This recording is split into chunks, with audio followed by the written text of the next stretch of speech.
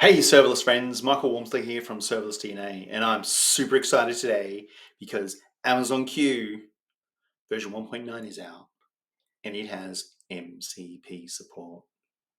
Why am I so excited? Let me show you why.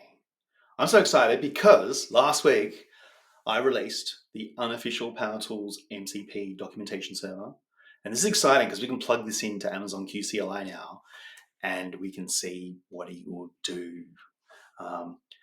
So let's walk through how we go about plugging that in. So to plug in MCP servers into Amazon Q CLI is pretty straightforward. We need to open up in our favorite editor. My favorite editor is Vi. We need to open up the .aws/amazonq/mcp.json file, and in here we need to put the MCP server details that we want to register. So I'm going to go into insert mode here. Now, how do we do that? Now that's really easy because on the Powertools MCP search server GitHub, I've got the Claude Desktop Quick Start. Now this Claude Desktop Quick Start is pretty quick, and it's pretty much the same. With MCP servers, Claude, everyone has the same config for local servers. So I'm going to copy that, and I'm just going to paste that into my terminal and save that. And next time that I actually start up Amazon Q, it will have all those MCPs, the MCP server for Powertools, plugged in, ready to go. I'm excited. Are you excited? So now we've got a terminal in my Wombles folder. We can actually go in and jump into Q, and we can actually start vibe coding straight up. So I'm going to start Q, and instantly it's going to start initializing all the MCP servers that we've got set up. So it's loading up initializing, and there we go. We've got Powertools loaded and ready to go. So let's go vibe coding. So we can now just do our normal development chats, and I'm just going to YOLO this because usually I'd spend a lot of time talking, but let's just YOLO this and see what it creates. Let's go and create a new project with endless lambda and Powertools for Python. And really type, really fat fingering all those things in. I want a CRUD Lambda API for storing cats into a DynamoDB table. New table. So let's go see what QCLI does for us. So it's going to go create a new project, which is cool. So it's going to ask us, first thing it's going to ask us is, do we trust it? So it's going to ask for a little bit of trust. So let's trust that. I'm happy to trust this. This is a read-only MCP server. It's only going to search a local index that's downloading caching from the live website, from the documentation websites, and then it's going to fetch the web pages, read those, and understand them, get them back in Markdown, and really just use the information as context to write better code. That's what we're after: writing better code. That's what we want to do. If you want our AI agents to write better code, and MCP and the unofficial Powertools MCP server is going to enable Q to actually write better code, which is kind of exciting. So I'm excited to see this happening. So now you can see here it's searching Python essentially for Dynamo CRUD Lambda. Awesome. And it's going to go and search that, and it's going to get a response. So now it's just fetch it. So again, another tool. Every time you have a new tool, when you use that in your chat window, everything's untrusted by default. So Amazon Q CLI will force you to retrust the tools that you want to allow. These are read-only tools, so I'm happy to trust these. So I'm going to set those up as trusted for this session. And next time I come in, they won't be trusted, and I'll have to read you that trust. And that's fine. I think that's a really good feature from Amazon Q CLI, and I'm quite pleased with the fact that the tools are being used responsibly and exposed responsibly. So that's always awesome. So now it's completed that. It's fetched the page on Python latest tutorial. Awesome.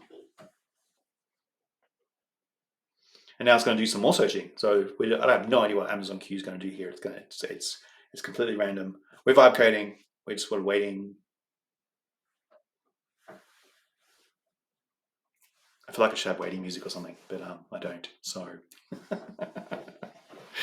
but depending on your vibe, a bit of music could be your vibe. So there we go. And now QCLI is thinking. Is it going to do some more searching? So it's searched about parameters, it's searched on a tutorial, and now it's going to start generating some code. So here we go. It's going to generate a README about my cat CRUD API with AWS Lambda Powertools, which is awesome. So let's create that. Let's go. Let's have that created and see what it does next. All right, now what it's doing here is it's gone off and QCLI is now creating a SAM CLI template. So that SAM CLI template, I'm going to use Python 3.9. Yeah, I suppose that's reasonable. I don't know, but everyone probably disagree. I'm gonna get hated on LinkedIn for this, I'm sure. Let's go. Let's go create that. Actually, let's go. Let's actually tell it. Let's use Python 3.12 instead of 3.9 and see what happens. So vibing takes time. I don't know why it's taking so long. That's weird. Anyway. Yes. It's a good choice. Thanks, QCLI. Python 3.12 is a good choice. It offers performance improvements. So there we go. So now we've got, you'll see here, we've got Python 3.12. Let's go vibe that. Let's go. And let's just see what the code gets generated. So I'm going to go as far as generating the code today. I'm not actually going to go the full hog. But I'm just excited that Amazon Q Cli has got MCP support, and I can plug my unofficial Powertools MCP server into it and get really high quality code. This is the first time I'm running it, so we'll see what's going on. Okay, so we need some Powertools, some Berto, some Pydantic. They're good choices, really good choices. I'm just going to take the default. We're vibe coding here, so we're just going to take all the defaults. If I run to, I probably should just trust everything and let QCLI go mad and see what it creates. That would be exciting, wouldn't it?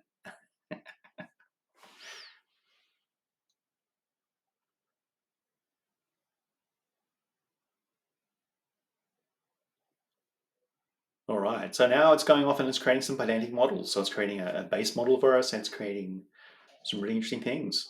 So it's actually listening to the output from the Powertools website.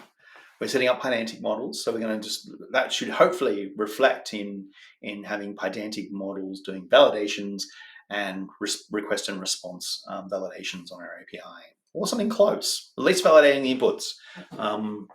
And maybe it'll do the outputs as well, but that's possible with Powertools, so we know that. So that's really cool. All right, more thinking.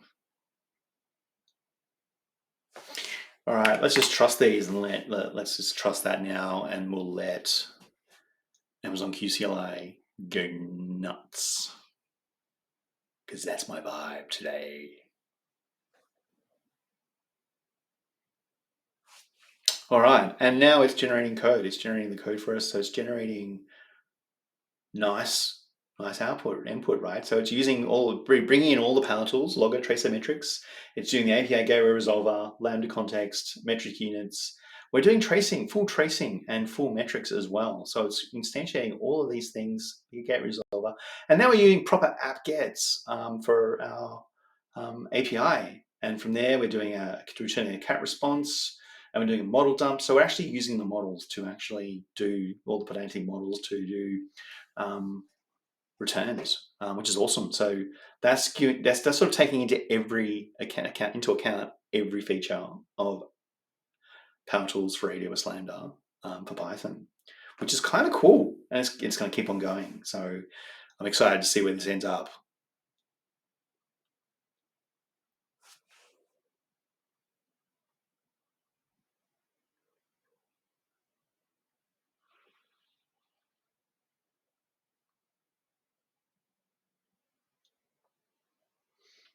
So now we're doing some tests. We're actually doing some unit tests. So we're doing some unit tests, and it's using PyTest to actually write unit tests. So it's getting all this information from the Powertools documentation site. The Powertools documentation site is an excellent example of good developer documentation.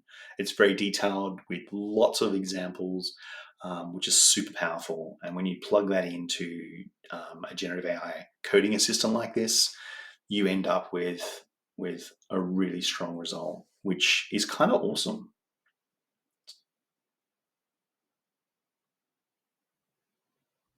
So now we're doing integration tests. So we've got our unit tests done, and now we're going to do our unit tests. So that's pretty exciting. It's doing everything we expect it to do. So it's actually going ahead and doing test-driven development because we're writing the tests and it'll write code, and then it can run the tests. And we're in a really good place. This is quite exciting. This is the best output I've seen from Amazon Q Cli with the support of MCP. So I'm really excited by what MCP is doing for us today. Really excited.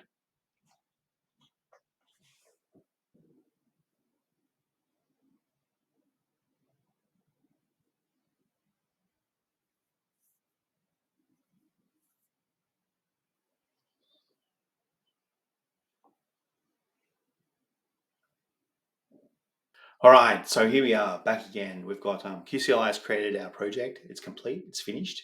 It's created a CRUD API. It's created with SAM templates, requirements text, and apps files.